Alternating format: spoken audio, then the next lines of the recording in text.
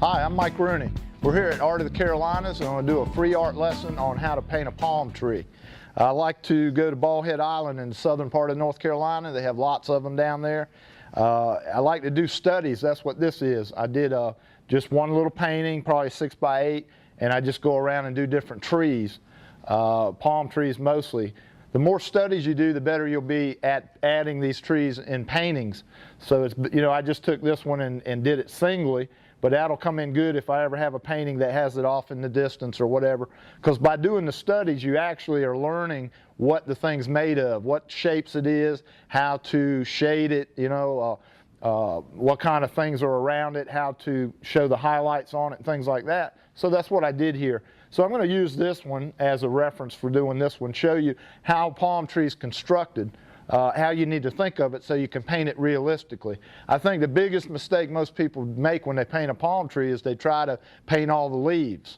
And that'll be the death of the painting, because actually a palm tree should look like it's kind of moving a little bit, because the fronds are always moving around. So you don't want to paint every leaf and have all kinds of detail. So what you want to do is look at it. And I'm going to show you that this basically, the shapes of the thing, always whenever you're studying an object, try to figure out what shape it is. So this is obviously a circle. Remember that things are either circles, triangles, or squares. So look at this, you can see this as a circle, you can see that as a very thin, narrow square. So there's a pretty simple thing, but a lot of times this simplicity escapes people. They want to look at the fact that it's a palm tree and all those leaves and all those colors. You want to break everything that you do down into simple shapes, so it's easy to do. You just do this when you start painting. You just draw a ball. Now the worst thing you can do is keep it a ball, but I'm going to start it off as a ball, and I'm going to say that this is a long, narrow shape, and I have to figure out how long the trunk is. A lot of folks make the trunks too long, or they make them too short. So what I'm going to show you is I'm going to pick this up and I'm going to measure. And you do this when you're outside. I did some previous lessons on how to sight size. And then what you do is you use your brush as a measuring tool. You take the top, put it on the top of the object you're measuring, and you move your thumb down and you stop when you get to the height or the width of that object. So I'm going to say how high, or how high is the trunk compared to the ball. So I pick it up and I measure from the top. I put the top of the stick at the top of the ball, and I say that the from the bottom of the ball is almost one of these. It's one of these and a little bit more. See, I move it down and I say, okay, there's a little bit left. So long as I make that the same height, okay, I go like this, I go down one and a little bit more. I know that the height is going to be down here somewhere.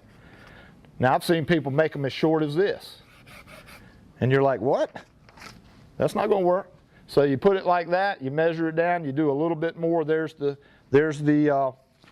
height of the trunk. Now always lean your palm trees. It's always nice to have a slight lean to the trees. I've never seen one straight up and down. So what you want to do is you want to lean it a little bit. And I'm going to show you something I came up with. It was surely out of being so cheap and trying to save money all the time. Is I know you got boxes and boxes of brushes. You got just paint cans, tin cans full of brushes all over your studio. Don't get rid of them. Just start using the old ones to draw with. So take a good brush. Let's say this brush is about shot, and I just start drawing with it. What's going to happen is after a while you're going to wear off the edges off the brush. Now, if you do it enough, you'll end up with that. That has really been just sanded down almost, but it gets better and better for drawing because you're not putting on a lot of paint, but I can still see it. But see right there, I can take my finger and rub, and I really can't pull any paint off of there, which when you oil paint, you want to paint thin to thick, so you don't want a lot of paint down. So when you're drawing, these little stubs of a brush are excellent for just drawing the basic shape on and getting the composition like you want it. I like that pretty well. I'm going to go ahead and put, now what's this shape? This shape is a half of a circle. So basically it looks like this. It's 1/3 of the way to the other side. So it's 1/3, the trunk cuts it in thirds. See that? 1/3, 2/3, 3/3. So I'm sight drawing again. I'm on a sight drawing kick now because I realize that it can really help you draw much better if you sight draw versus just taking off and starting to draw. You want stuff in the proper proportions. I don't care how good your painting is.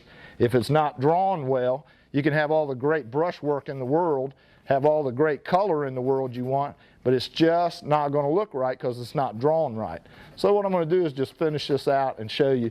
I looked at this and I said it hits about right here on the drawing. It cuts straight through, so I went straight through. It hits right up here at the trunk where the trunk meets. It goes down and over. No sense drawing all these leaves and doing all this yet. Don't worry about that. Draw all these big shapes. So there's the shapes. Now a tree, this palm tree, basically is a circle, and you have to figure out which way the light's coming from. So on mine, the light was pretty much from the top. Yeah, pretty much from the top right. Looks like, no, not from top right. It was pretty much overhead, behind me, and pretty high in the sky. So all this is lit up. Now some of this was in shadow. This is what you do. You say, this is in shadow. So I take my little scrubby brush and I scrub in some deep, a cool color right there. I say there was a little shadow right here. See how neat it is to work within that circle. Don't see it as a bunch of leaves. Squint and see these shapes. So there's a shape there. There's a dark shape here.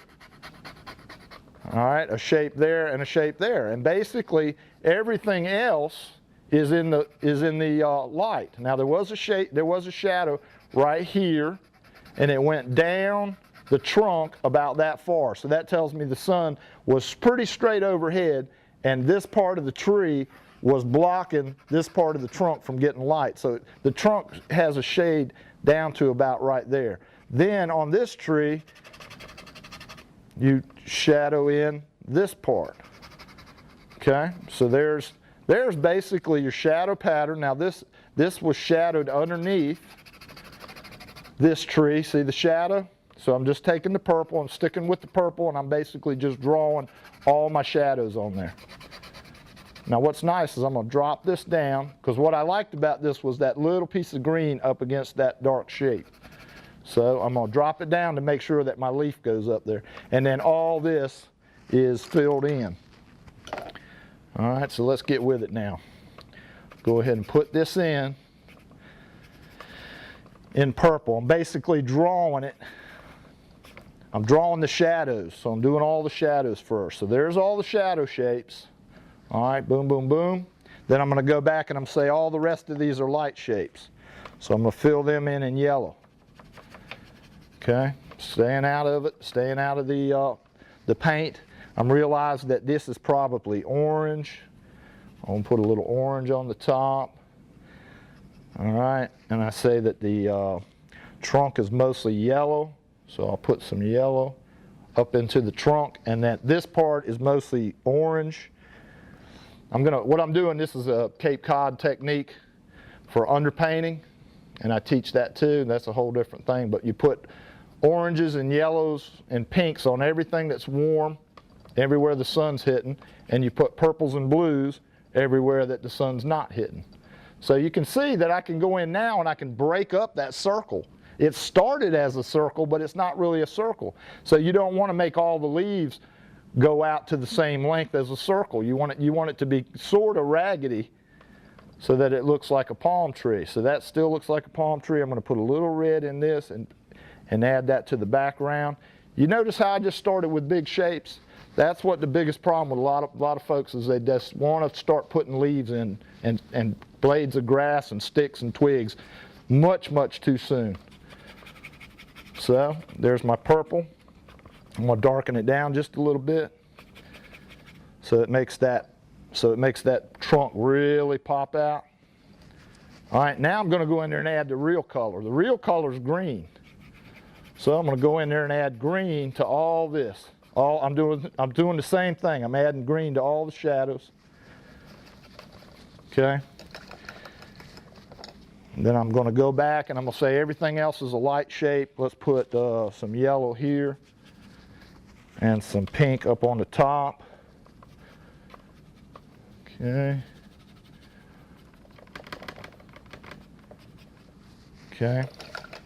Now I'll go back, and when I finish this, I'm going to put green, green for the tree, I'm going to put blue in the sky. I'm going to put green back over here, and I'm going to finish it up. I'm going to make light green for the grass, and I'm going to take my brush, and I'm going to do all those little leaves. Like I'll just do one, just because I'm going to wrap this up. I'm going to take this light green. I'm going to make a really nice yellowy green, and I'm going to pop it right here. You don't have to draw every leaf. In fact, you don't want to, and you don't want it to be too symmetrical. The idea is in nature there's hardly anything symmetrical out there, so you don't want it to look symmetrical. You want the shapes to be different. So I basically put my leaves in now. See, I'm taking my greens and I'm painting over top. Now I can kind of fake some leaves in, but notice when I started, I just started as a circle. Basically a circle, it was like a lollipop, wasn't it? But now you can see how I could finish this out, put blue on top of it, greens where they go, everything else. But doesn't that look like a realistic palm? When I put this green here, I'll finish it up. Let's make that green. Let's really make that a green palm tree. And let's be sure that we keep it nice and leafy. I can take the light green and put the light green back where the light green goes, and you can see how that looks like a palm tree. Very easy to do, nothing to it. Okay? If you'd like to see more of my work, please come to MikeRooneyStudios.blogspot.com.